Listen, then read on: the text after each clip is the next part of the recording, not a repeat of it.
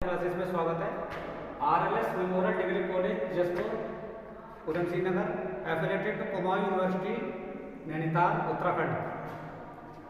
आज BSc 6 semester की class बोटी सब्जेक्ट और हमारा टॉपिक है बायो फर्टिलाइजर्स, जिसमें हम बात करेंगे जैव उर्वरक। एक तरह से जो जैव उर्वरक हमारे जो प्रोडक्शन जो फसल है हमारी, वो गेहूँ धान गन्ना जो कई तरह की फसलें हैं हमारी, तो इनकी पैदावार कैसा बढ़ाता है उसमें, इससे इनका प्रोडक्शन बढ़ता है और इनका जो पैदावार बढ़ती है। तो इसमें कई प्रकार के होते हैं, जैसे इसमें बैक्टीरिया, फंजाई, एल्गी, कई तरह के शैवाल होते हैं इसमें।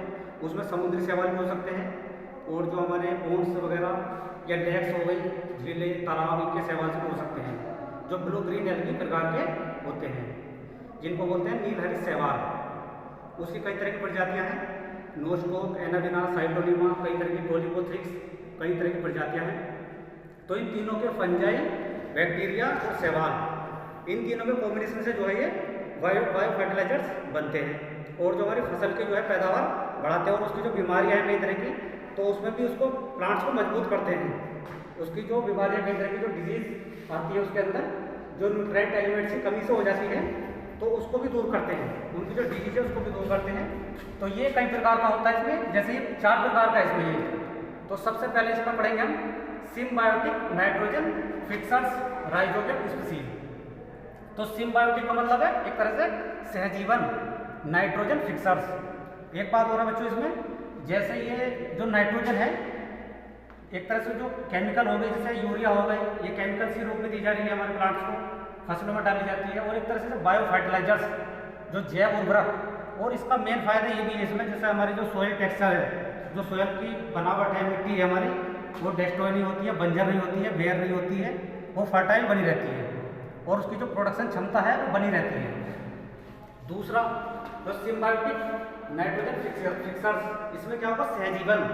एक तरह से जो सहजीवन यानी कि जो प्लांट के साथ रहकर उसको फायदा पहुंचाए। सहजीवन का मतलब आप जानते ही हैं, प्लांट के साथ रहकर उसको फायदा पहुंचाए, जिसमें जैसे राइजोबियम स्पीसीज।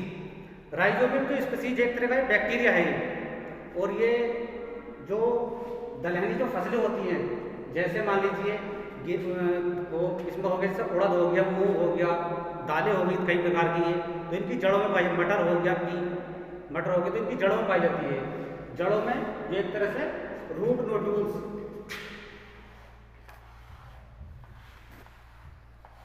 इस तरह से इनकी जैसे रूट्स की हेयर हो गई, ये रूट्स हेयर हो गए, और ये मेन रूट हो गई। तो यहां पर ये एक तरह से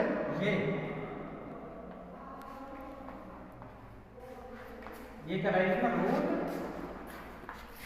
नोड्यूल्स।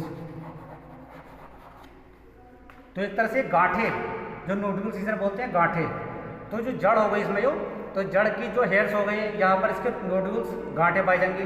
तो वहाँ पर जैसे मटर के प्लांट हो गए या और दलहनी फसलें हैं जितने प्रकार की, तो उनकी जड़ों में जो है ये गांठों के अंदर ये पाया जाएगा बैक्टीरिया, जो राइजोबियम लेग्यूमिनेशन। अब इसका कार्य क्या है, इसमें जो फ्री हमारी नाइट्रोजन है, जो वायुमंडल के अंदर जो 78% नाइट्रोजन है, तो उसको मॉलिक्यूलर नाइट्रोजन में कन्वर्ट करना।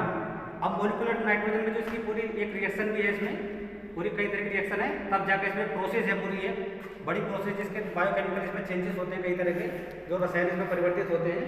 तो इसमें जो है लास्ट में हमारी जो नाइट्रेट्स बनेंगे, इसमें नाइट्रेट्स, नाइट्राइट्स, अमोनिया, तो ये बनेंगे, क्योंकि प्लांट सीधे वायुमंडल से नाइट्रोजन को नहीं ग्रहण कर सकते हैं। तो इसलिए जो ये बैक्टीरिया होते हैं, तो ये नाइट्रेट्स NO3- ये होता है इसमें, या NH4+, तो ये होगा इसमें, ये वाले एलिमेंट्स बनेंगे इसमें, ये जो तत्व है ये। अब इसमें जो हमारे नाइट्रेट्स, नाइट्राइट्स, इनको ही ग्रहण करेंगे प्लांट्स। जो हमारी सॉइल के अंदर जो नाइट्रेट्स है इनको ग्रहण करेंगे, और जो इनकी पैदावार बढ़ेगी, इसमें फसलों की जो पैदावार बढ़ेगी, और जो इसमें कई तरह की डिजीज बढ़ जाती है, जो न्यूट्रिएंट एलिमेंट्स के कारण, जो कमी के कारण जो डिजीज बन जाती है इसमें, तो बीमारियां भी नहीं होंगी। पेडी, राइस हो गई, गेहूँ हो गई, गन्ना हो गई, मक्का हो गई, ज्वार हो गई, इनमें कई तरह की बीमारियां होने लगती हैं अगर इन्हें नाइट्रोजन पूरी ना मिले और पोषक तत्वों की कमी हो जाए। आप सभी बच्चों जानते हैं कि हमारे जो प्लांट्स के लिए 16 प्रकार के न्यूट्रिएंट एलिमेंट्स की जरूरत पड़ती है। इसमें हमारे जैसे 9 प्रकार के इसमें माइक्रो न्यूट्रिएंट एलिमेंट और बाकी जो है इसमें मैक्रो न्यूट्रिएंट एलिमेंट।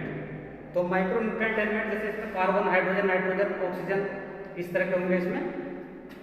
तो ये इस तरह से इसमें इसकी जरूरत पूरी करती है। तो ये इसमें होगा राइजोबियम के द्वारा नाइट्रोजन फिक्सेशन।